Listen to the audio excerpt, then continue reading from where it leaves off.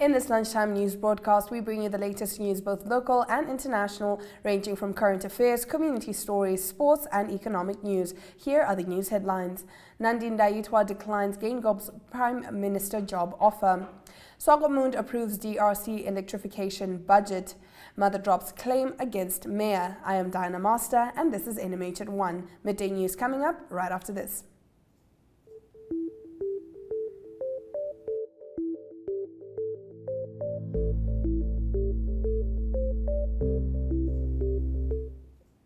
In today's Midday News update, employees of Bidvest Prestige Cleaning are holding a peaceful demonstration and marching from the Windhoek police station through Independence Avenue to hand over a petition to the company. In the petition, they raise a concern about working conditions such as salary increases, transport allowance, and intimidation.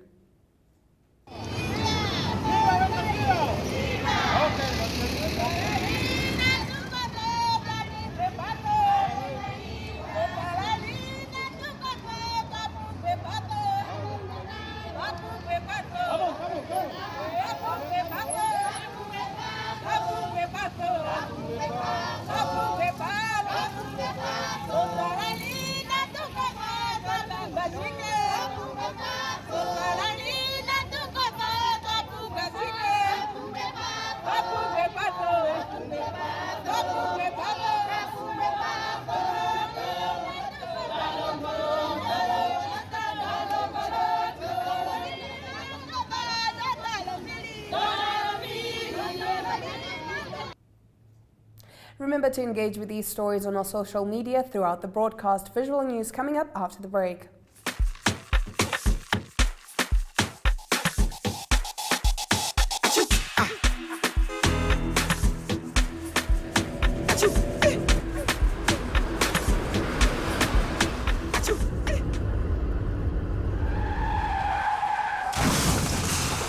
Please adhere to the speed limit. I did not.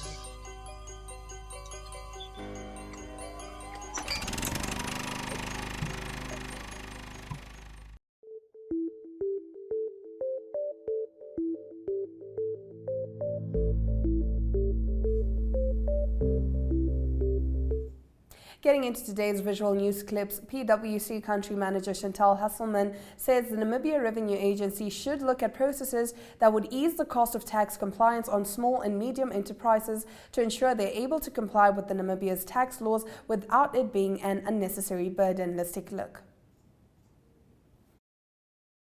In terms of simplicity, I can recall at budget I said like this, that the announcement of considering for example, a smaller business tax. So where we find Namibia has a very large informal market sector where the typical Namibian entrepreneur or micro SME should also be granted equal opportunity in having this small business activity, but being able to afford not just the tax to be paid, but also the cost of compliance, which is quite high. So for your smallest taxi operator, hair salon, tiler, plumber, you name it, it's difficult to afford an accountant. It's just to know how does this work, what is expected next from me, do I have a laptop, do I have an internet access to make use of the incredible online filing mode where we find ourselves. So that is just food for thought. Almost done, Linda. Getting into our next story, Agriculture Minister Van yesterday briefed stakeholders at an engagement in Keetmanshoop regarding the development plans for the Nekatau Dam project. Let's take a look. We have never changed our mind about the project, that it is an important project that is touching on a number of policy aspects that are agreed upon across party lines. We all agree that food self-sufficiency is needed. We all agree that we need economic growth. We all agree that when we have natural resources like water, we must exploit it for the benefit of the people in that region where that resource occurs, but also for national benefits overall. We agree on that. There are no diversions on that. That is still today the case. But what has caught up with us is the mere size of the project. We built the dam, and you will recall that the tendered amount was 3.8 billion. We ended up spending 5.4 billion. So that's a hefty amount that came on top of what the original estimates were. There were a number of reasons for that, but let that be what it was. We can learn from it, but what we have take home is that we have the dam. It's done. And it's an spectacular piece of infrastructure. It's our last. In this next clip, Kavango East Education Director Fanuel Kapapero says boarding schools are essential for the region. However, he indicated they are very costly to manage. He was speaking during a stakeholder engagement in Rundu. Kenya Kamboe reports. Of my child. So how important is boarding schools in a region such as Kavango East? No, boarding schools are critical. The challenge that we have in the region is that we don't have boarding at primary level, except for the mission. Yes. Sambu, Nyangana, and Andara. But we have started one boarding now at Quaterera. There's a hostel there. The idea is to have all those learners in the inland, the so-called bush learners, who come to one. We've started, they'll be going there at Quaterera. But also, as much as it is essential, it is very expensive. It really is expensive. But we really want to have another boarding school. In other regions, you would have as many boarding schools as possible.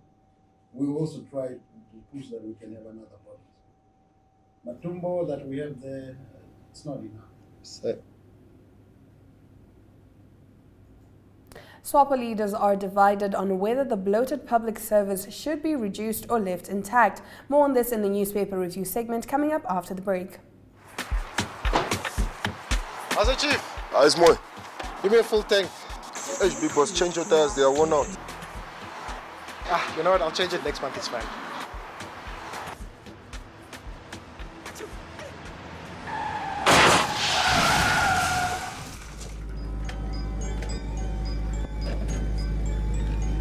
Please check your tires.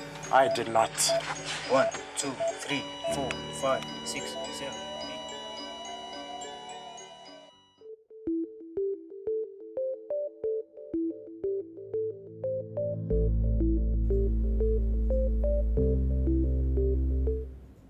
Thank you for staying with NMH at 1. We now take a look at what the lead stories are in Namibia's daily newspapers. Starting us off, the Namibian Sun reports that while President Geingob continues his push for a reduced government workforce, SWAPO Central Committee member and party parliamentarian Toby Aupundi said he is not from the school of thought which advocates for the reduction of government employees. The bloated public service has been a thorn in Geingob's side, with the president last week saying it can even be cut in half. This, he said, would enable the government to address requests for salary increments yearly as well as reduce the state wage bill. On the paper's page 3, the mother of a 9-year-old girl who was allegedly run over by Johan Meyer on his small holding plot in May 2022 has abandoned his civil claim against the Mariental farmer. Both of Hedrina Mopolo's parents initially demanded more than 5 million Namibian dollars in damages from Meyer. According to the particulars of the claim submitted to the court in July 2022, they demanded a total of 10.1 million Namibian dollars, but Hedrina's mother, Anne-Marie Gauchemas, has now withdrawn her case. Andrina's father, Elias Mopolo, is however pressing ahead with his lawsuit demanding 5 million Namibian dollars. Gauchemas submitted her withdrawal by way of a notice to the court. She did not provide a reason for her withdrawal. The remaining parties appeared in the Windhoek High Court for pre-trial proceedings on Wednesday. The Republican reports that Lüderitz had a bunch of ongoing activities on Wednesday. First, a passenger ship Aidora anchored in the harbor for the first time this year, and then 6 classic automobiles entered the city. These vehicles are a component of the inaugural Omaruru Classic Cars road trip, which is being managed by Simon van Zyl. For many years, I belonged to the motorcycle group Live to Ride, and every year we participated in the Diamond Run to Lüderitz. On page 3, amid concerns about an already bloated public service wage bill, unions representing civil servants last month submitted salary increment demands to the government, which include an 8% salary hike across the board. Workers also want an increase in housing allowance for below management by 20%, an increase in housing allowance for management by 8%, an increase in kilometer tariff to $7 per kilometer, and an increase in transport allowance of below management by 20% for the 2023-2024 fiscal year.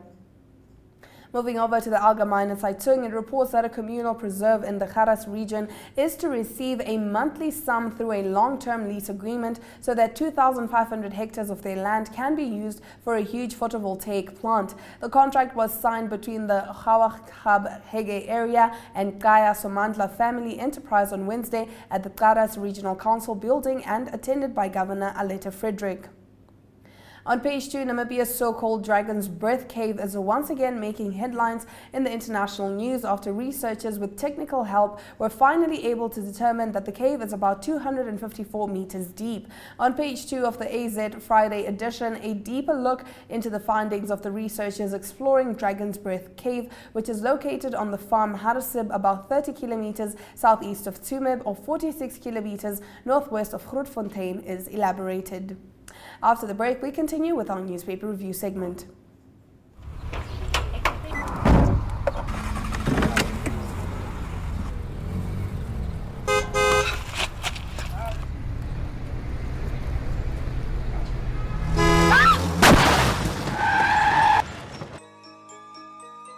Please walk responsibly. I did not. Ma'am?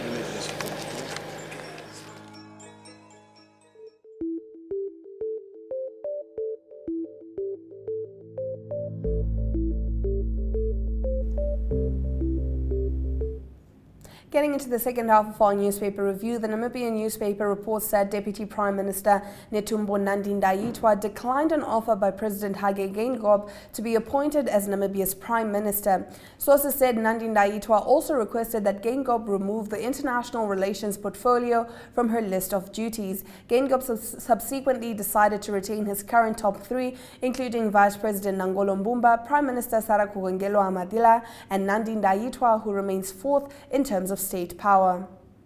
On page 3, fugitive lawyer Marijn de Klerk was allegedly informed that fish rot mastermind James Hatuikulipi was President Hage Geingob's economic advisor. He was allegedly informed of this by Hatuikulipi and former Minister of Justice Saki Shangala in 2017 when Hatuikulipi and Shangala instructed de Klerk to assist them with internal SWAPO election campaigns and national elections in 2017 and 2019 respectively. Moving over to the New Era front page, dubbed Economic Revival and Caring for the Poor, the 84.6 billion Namibian dollar 2023-2024 budget has drawn the ire of some and brought joy to others, with some parliamentarians asking President Hage Geingob to remove deadwood ministers from his cabinet if achieving meaningful results is his goal. Adding his voice to the budget debate this week, Landless People's Movement's second in command, Henry Sabeb, said it leaves much to be desired for as long as no serious investment is made in agriculture. Onto the paper's page 3, the Swakopmund municipality has approved a budget allocation of 2.5 million Namibian dollars for the supply of electricity connections for the DRC proper informal settlement project, which will be carried out in phases. The DRC locality has 850 urban, with the majority of the houses consisting of informal dwellings and structures. These residents are also due to receive ownership certificates from the municipality.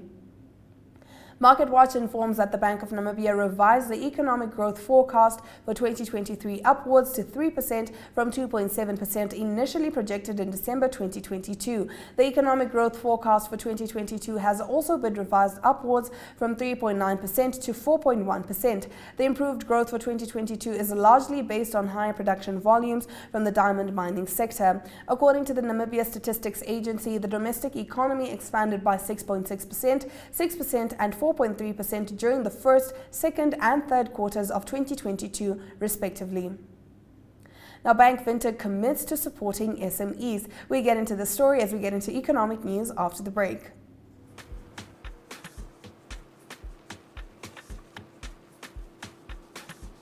Please, put on your safety belt, sir. It's very important for your life. The seatbelt doesn't make me drive comfortably. Yes, that's better.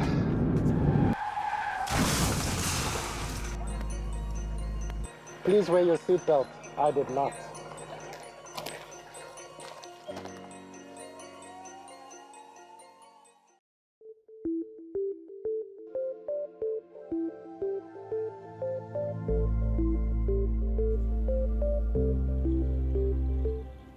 In our economic news this afternoon, small and medium enterprise development is a priority for governments and financial institutions worldwide. This statement was made by Bank Vintage's Executive Officer of Business Banking, Leon Koch, when he announced that the bank had completed all necessary arrangements to support the Namibian government's SME Economic Recovery Loan Scheme launched in February 2023. Let's take a look at the economic indicators.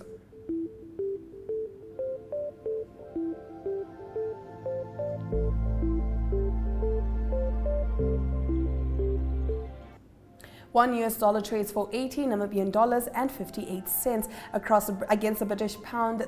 Is 22 Namibian dollars and 10 cents buys you 1 British pound. Stock prices on the Namibia Stock Exchange remain unchanged.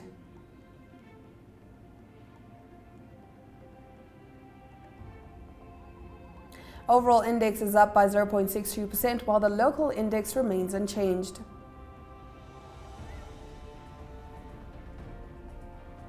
Gold is valued at $1,831 while Brent crude oil is valued at $81 and 59 cents per barrel.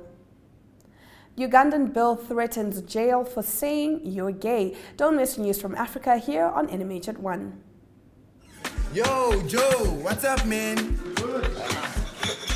Congratulations on your new promotions, man. Give these men a drink. Coming right up. Hi, Joe.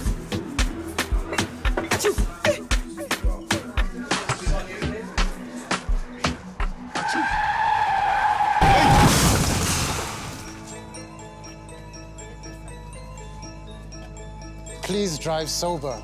I didn't.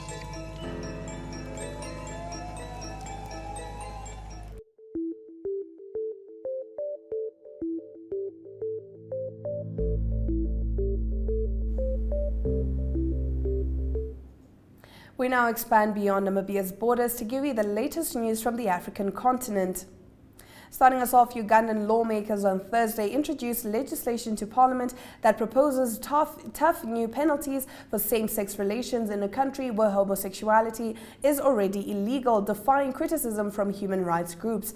Annette Anita Among, the Speaker of Parliament, referred the bill to a House committee for scrutiny, the first step in an accelerated process to pass the proposal into law. There would be a public hearing in which sexual minorities would be allowed to participate, she said in an address before Parliament laced with homophobic language. Let the public come express their views, including the homos. Allow them to come, she said. The bill comes as conspiracy theories accusing shadowy international forces of promoting homosexuality gain traction on social media in conservative Uganda. Under the proposed law, anyone who engages in same-sex activity or who holds out as LGBTQ could face up to 10 years of imprisonment. It is unclear how long the parliamentary process could take. Moving over, President Cyril Ramaphosa says he is concerned about the ongoing wage strike by public workers that is affecting essential services in the country. The strike by the National Education, Health and Allied Workers Union started on Monday as the workers demanded a 10% pay hike after rejecting the government's 3% increase. At least 4 people have died as the workers reportedly prevented patients from entering numerous hospitals and clinics in the country, Health Minister Joe Phaahla said. The president said on Thursday that while workers have a right to strike, acts of violence would not be tolerated. We are all concerned about the violent nature of the strike that is underway. Workers in our country have the right to freedom of association and to strike, but that right is not absolute, President Cyril Ramaphosa said. He said that the no work, no pay principle should apply to essential services workers who go on strike. Now, after the break, we get into our international news.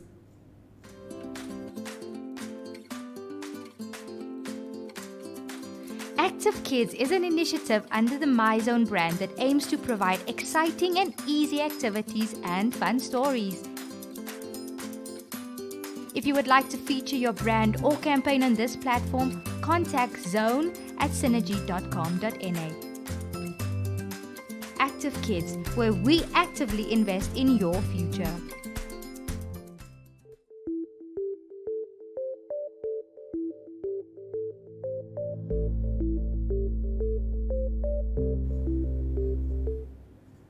In international news this afternoon, China's leader Xi Jinping has secured a historic third term as president from the country's rubber-stamp parliament.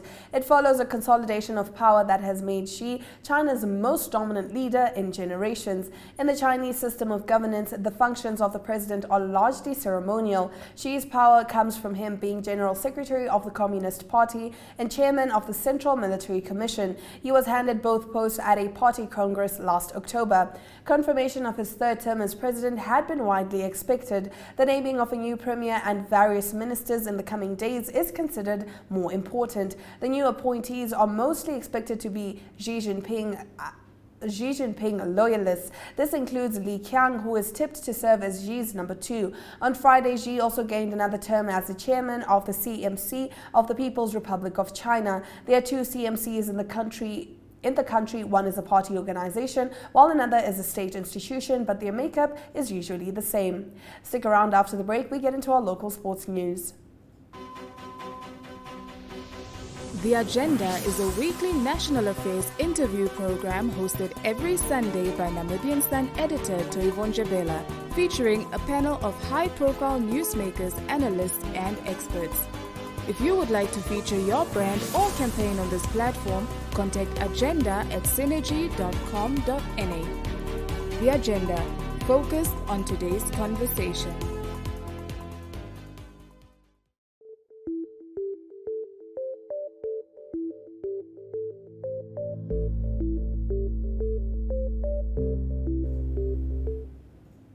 Getting into our local sports news, after the Wanderers' first team already won Cricket Namibia's 50-over Premier League final last weekend, they are also firmly placed to close off the current season with another title when the T20 Premier League is played on Sunday. Wanderers are currently leading the log with 2 wins from 3 matches and have already won against their main competitors, Windhoek High School Old Boys. The MTC Salute Boxing Academy will host its first night of the year on the 1st of April with 1 title fight for a WBA Pan-African belt as well as 2 national titles on the card. Namibia's unbeaten flyweight Philemon Ngutenanye, who has a professional record of 10 wins and 1 draw, will headline the event as he steps into the ring to defend his WBA Pan-African title, which he won in May last year. His opponent will be from South Africa. Now, the ever-popular Rossing National Marathon Championship, along with a 5-kilometer fun walk, returns to Swakopmund on Saturday morning, bigger than ever, after having been reduced to a virtual competition due to the previous 2 years, due to the pandemic. For the first time, more than 1,000 entries were received for the event, proudly hosted by Rossing Uranium and Swakop Striders Running Club. After the break, we get into our international sports.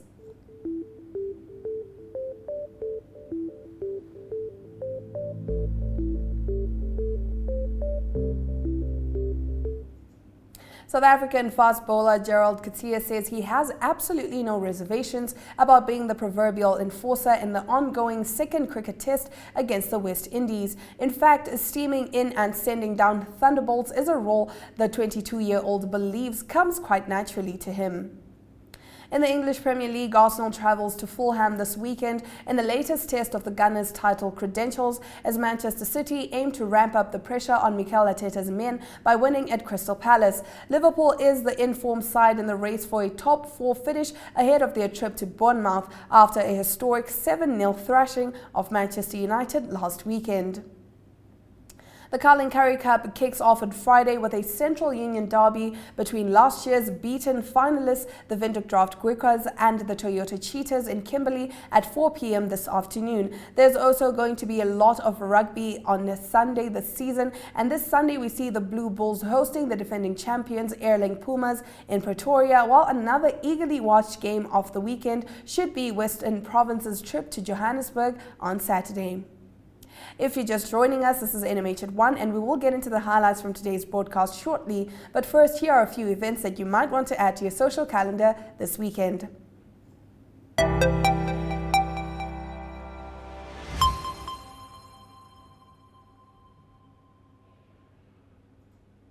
Good day, NMH at 1 viewers. My name is Michael Kayunde, and welcome to the Weekend Gig Guide segment. This is the segment where I get to let you guys know on the events that are taking place over the weekend. To start with, you can catch that is Chill Sessions, a show where I get to take you in and around the country, showcasing you the latest music videos for the week.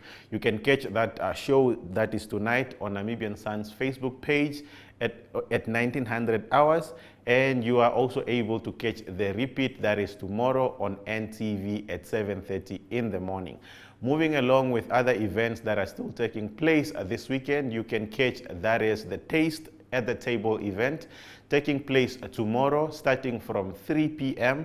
at the Eros Sports Field. You can catch performances from the Namibian performers, the likes of Lioness, Iron Lovely, Waters, DJ Tumi Mohammed, and so many others. And from SA, you can catch that is Simi. Ayanda Tabete is also going to be there. So please make sure you make your way to Eros Sports Field for the Taste at the Table event taking place tomorrow. Tickets are available via PayPal. And lastly, you can catch that's the Arts and Craft Designing exhibition. That's if you are in Swakopmund, and it's also an exhibition that is happening at COSDEF Arts and Craft Center. It's an exhibition that is going to last until the 24th of March, so you still have time to check it out. From me, Michael, that's all I had prepared for you that is taking place this weekend. Until next time, it's bye-bye.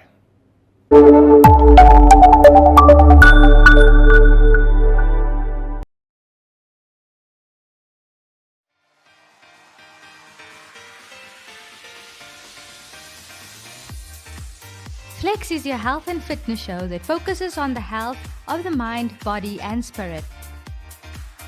If you would like to feature your brand or campaign on this platform, contact zone@synergy.com.na.